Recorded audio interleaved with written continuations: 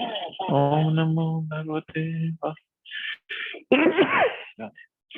Vasudevaya Narayana Namaskritya Naram Jaiv Narottamam Devim Saraswatim Tato Jayam Divye Nashtupraeshu Vadreshu Nityam Bhagavata Sevaya Bhagavati Uttam Shloki Bhaktir Bhavati Naistiki.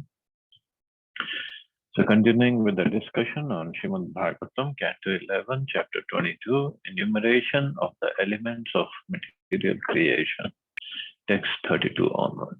So Krishna is speaking of all the elements in the material creation and how different philosophers, different sages have their own ways of categorizing those elements. And now how different. Yes, Mata? And now how different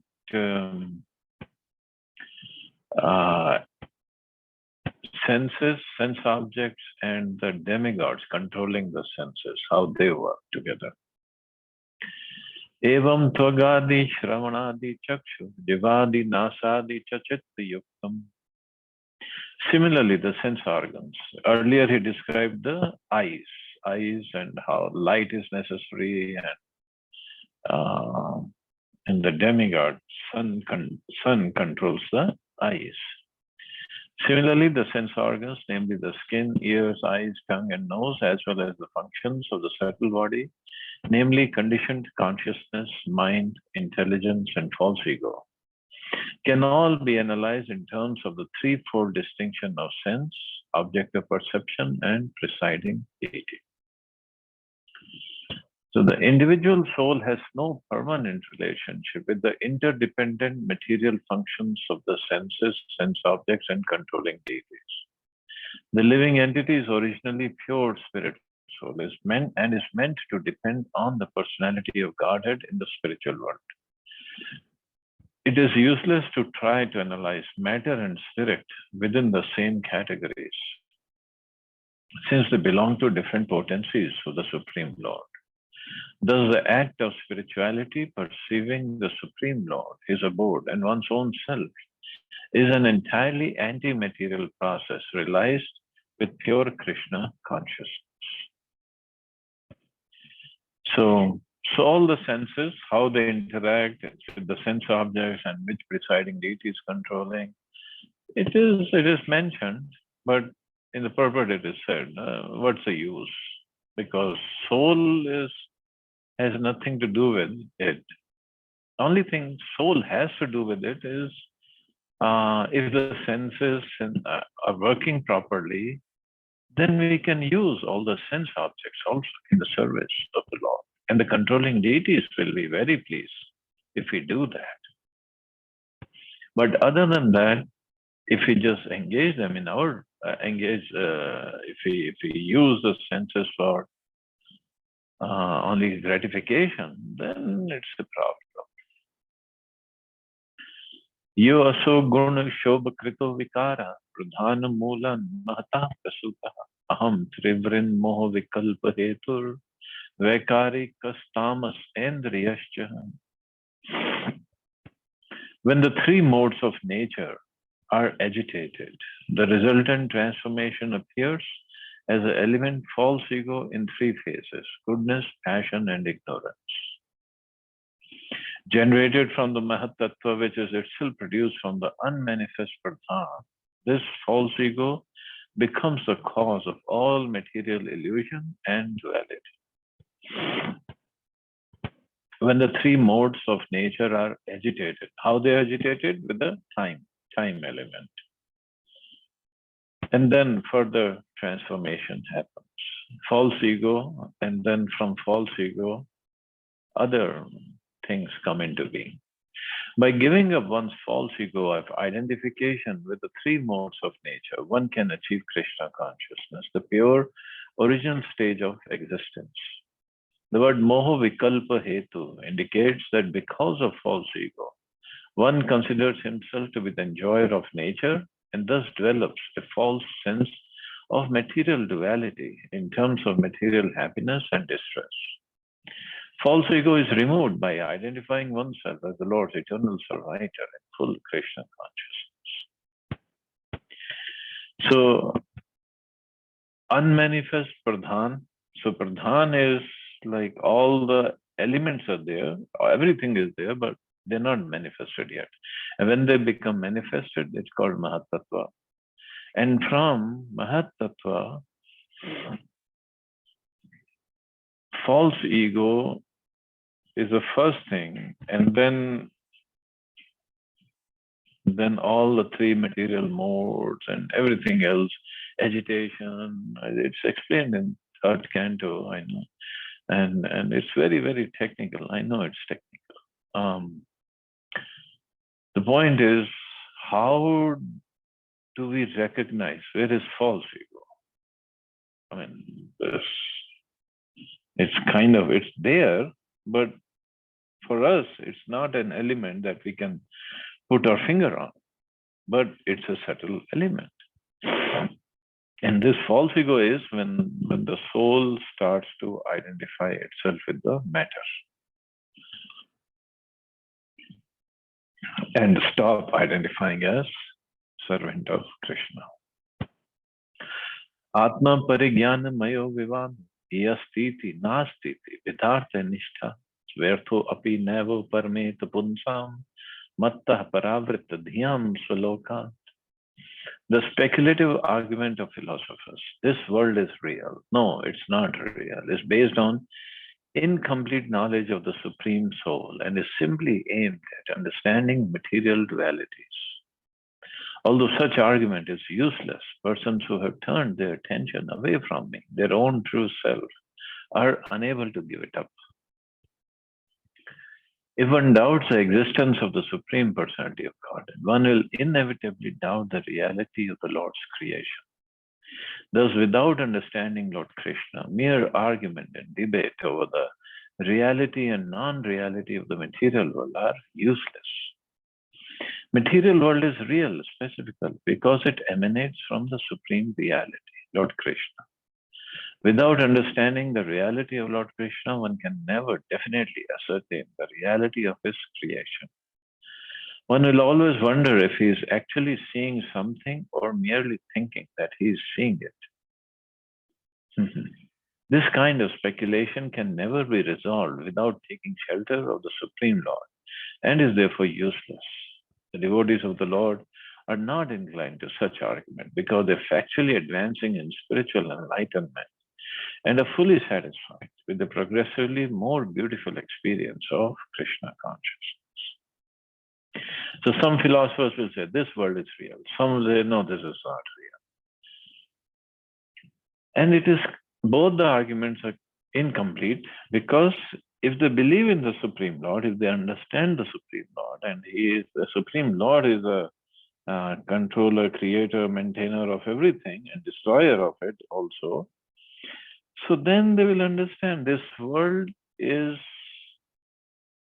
temporary. It is real as we see it, but it's temporary. It doesn't last forever. So in that sense, we can say it is unreal. Because real means one which is eternal. But anything coming from the Lord, it's basically energy of the Lord coming from the Lord. So in that sense, it is real. But it just stays for some time and then it is gone. Shri Uddhava Vacha Svatva Paravritta Dhiya Swakrita Karma Bhi Prabhu Uchavachan Yatha Dehan Grinanti Visrijanti Cha Tanmam Akhya Hi Govinda Durvi Bhavya Manatma Bhi Nehi Etat Prayasho Loke Vidvansa Santi Vanchita. Shri Uddhav said, O Supreme Master, the intelligence of those dedicated to fruitive activities is certainly deviated from you. Please explain to me how such persons accept superior and inferior bodies by their materialistic activities and then give up such bodies. O Govinda, this topic is very difficult for foolish persons to understand. Being cheated by illusion in this world, they generally do not become aware of these facts. So no one can be considered intelligent without understanding the science of God, which includes a description of the negative results of those who have forgotten their eternal relationship with Him. There are many so-called wise men in the world, but although considering themselves to be the most intelligent, they generally do not surrender to the supreme intelligence of the Lord. Thus, they concoct varieties of philosophies according to their positions within the modes of nature. However, one cannot escape the influence of material nature through philosophy generated from that same illusory nature. Liberation is achieved by perfect knowledge coming from the spiritual platform, the kingdom of God. By faithfully hearing from Lord Krishna and his authorized representatives, one can easily achieve liberation and go back home, back to Godhead. So there are so many philosophies in this material world, but until they come from the Supreme Lord, they are no use of those other philosophies because they cannot take us out of this material world. The words of use. And Uddhavji, this is what Uddhavji is asking: how such persons, or those persons whose intelligence is deviated from you, how they accept superior and inferior bodies, means how they continue rotating in this material world. Shri Bhagwan Uvacha, Mana Karma Mayam Drinam Indriya Panchbhir Yutam Loka Lokam Prayatyanya Atma Tad Anuvartate. Lord Krishna said, the material mind of men is shaped by the reactions of fruitive work. Along with the five senses, it travels from one material body to another. The spirit soul, although different from this mind, follows it. So material mind of men is shaped by the reactions of fruitive work. Not that whatever we do, it has no effect on us. The reactions of fruitive work. So whatever fruitive work, material work we are doing, we'll have the reactions. And because of that, here Krishna is saying material mind, but the whole subtle body, it just gets affected, and consciousness also. Like fruitive work, like if somebody is very much inclined to eating meat, then his consciousness and the subtle body starts becoming like of a carnivorous animal, like a tiger or maybe some other animal. Then when the soul leaves the body, the subtle body has already taken the shape of the next body, which is going to be whether tiger or dog or whatever. And then he gets awarded a gross body accordingly. Dhyayan mano anu vishya drishtan vanu shrutanata udyat siddhat karmatantram smritistad anu shamyati. The mind bound to the reactions of fruitive work always meditates on the objects of the senses, both those that are seen in this world and those that are heard about from Vedic authority. Consequently, the mind appears to come into being and to suffer annihilation along with its objects of perception. And thus its ability to distinguish past and future is lost. Again, very, very technical verses are going on.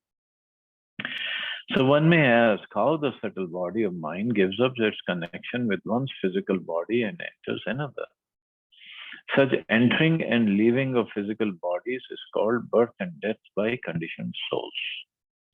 One utilizes his present senses to meditate on the visible objects of this world, beautiful women, palatial estates, and so on. And similarly, one daydreams about the heavenly planets described in the Vedas. As death occurs, the mind is pulled away from the objects of its immediate experience and enters another body to experience a new set of sense objects. As the mind undergoes total reorientation, there is an apparent loss of one's previous mentality and creation of a new mind, though actually the same mind is experiencing, but in a different way. So this transition happens at the time of death, although throughout this life we are watching many things, and senses are like, okay, we want to see beautiful men, women, and palatial estates, or other things of sense gratification, and mind just hovers around on them, the ayan vishayo tutsa. But at the time of death, then when we get the new body, mind is switched off from the old senses, and now it's trying to see the new sense objects. The conditioned soul is overwhelmed by the constant flow of material experience, consisting of direct perception and abstract contemplation of the objects of this world. One thereby loses his transcendental memory of his relationship with God. As soon as one identifies with this world, he forgets his eternal identity and surrenders to the false ego created by Maya. So we have forgotten our eternal identity. This is the characteristic of the mind. It forgets the old things, although everything is there in the mind. All the pictures are there. That's why we see sometimes things in a dream that we have never experienced in this lifetime.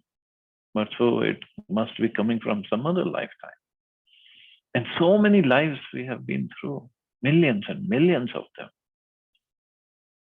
So this is a constant flow of material experience. But we keep on forgetting. The one there, and that's why we also forget our relationship with God.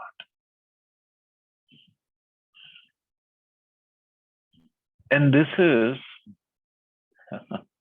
actually, we think this is a bad thing, but it's a good thing, actually. First of all, as Arjun said, mind is not in my control. And secondly, mind starts forgetting things, gives up the old perceptions and start taking up the new ones. It's a good thing, because if we remember everything that we have done in the past lives, we won't be able to even function.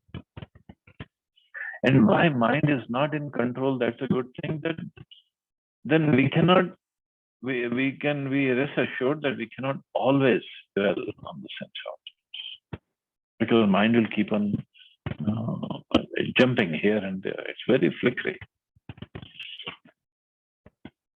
So it cannot always be attached to the sense objects. Means it can be attached to Krishna. So that's a good part. But once it is attached to Krishna, once we start tasting, then it doesn't go away anywhere. Because then Krishna, as Rishikesha, he controls our mind. He's the Lord of the senses.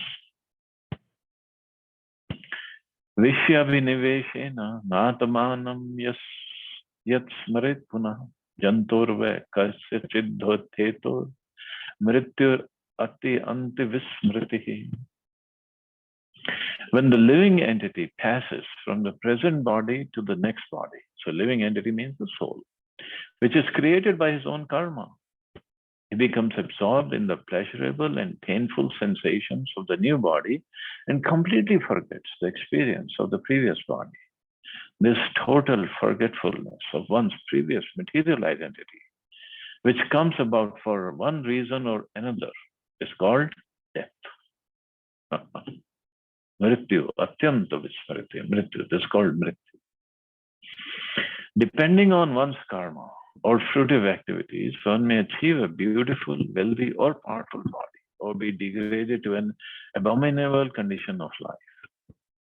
Taking birth in heaven or in hell, the living entity learns to completely identify his ego with the new body, and thus becomes absorbed in the pleasure, fear, opulence, or suffering of the new body, completely forgetting the experiences of the previous body.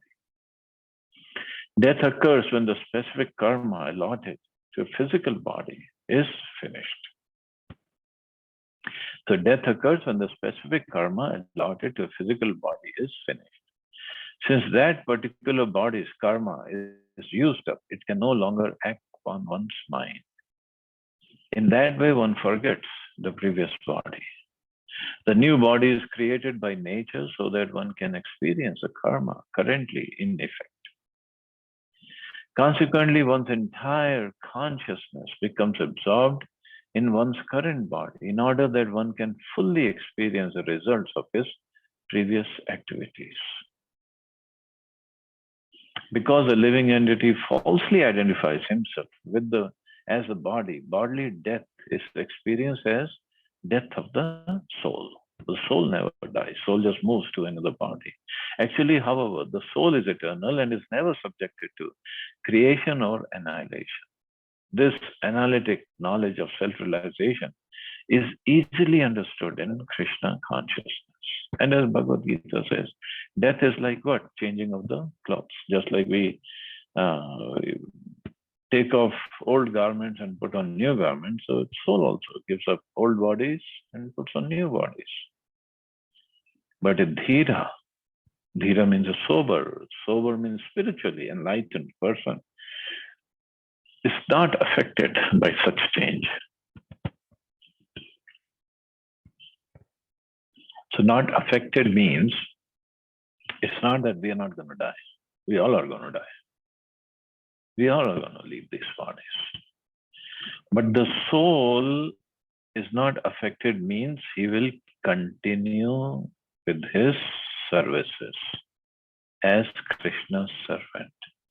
Here in the body of a karmi, a person with conditioned soul, he gets absorbed in one's current body, the pains and pleasures associated with the current body. But a devotee, all the pains and pleasures are there.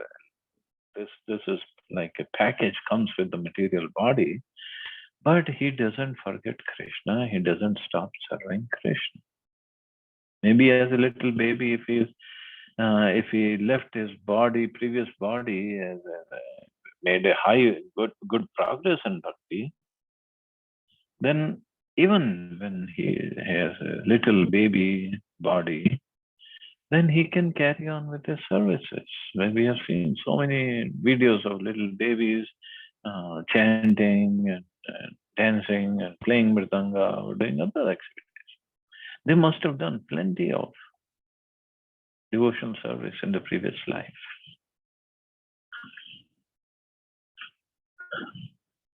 Janma to atmatya punsa sarva bhavena purita vishya svikrita brahur yatha swapna manoratha. O most charitable Uddhava, what is called birth is simply a person's total identification with the new body. One accepts a new body just as one completely accepts the experience of a dream or fantasy as reality. So identification with one's material body surpasses the mere affection attachment one feels for the bodies of relatives or friends. The word sarva bhavena here shows that one totally accepts the material body to be oneself, just as one completely accepts the experience of a dream as real. Mere imagination without practical action is called a daydream. The mental concoction that occurs in a sleeping state is called a dream. Our identification with our own body and our blind acceptance of body relationships as permanent constitute a prolonged form of dreaming or fantasy in which one imagines oneself to be separate from the Supreme Personality of Godhead. The term birth, therefore, does not refer to the generation of a new entity, but to the blind acceptance by the spirit soul of a new material body. So term birth, so it's not a new entity, we have taken a new body. That's all. But it's a material body, and the relationships of this body, they're all illusory or yes, the relationships are there, but they're not the eternal relationships.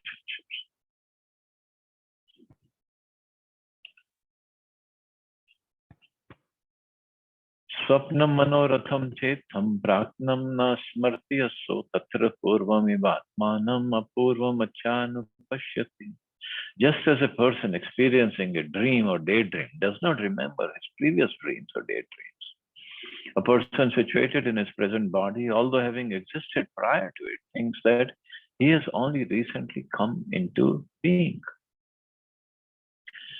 The objectivity is that sometimes when experiencing a dream, one actually remembers the previous dream. Srila Vishwanath Chakravarti Thakur replies that by the mystic power of Jatismar, one can remember one's previous body. And as is well known, the exception establishes the rule. Normally, conditioned souls do not perceive their past experience. They think I'm 6 years old, I'm 30 years old. And previous to this birth, I did not exist. In such material ignorance, one cannot understand the actual situation of the soul. So he thinks I've just come into being. But this is all the games of the mind, and this is how the material world works. That's why it's called illusory. It's illusion. It is there, but it's very temporary. And our thinking of this as eternal, this is as permanent, that is what illusion is. But this is how Krishna has created this material world. Just to give us a sense of that you are the controller, you are the master, but we are nothing. We have to understand this. Okay, I guess we can stop here. See anybody has any questions or comments?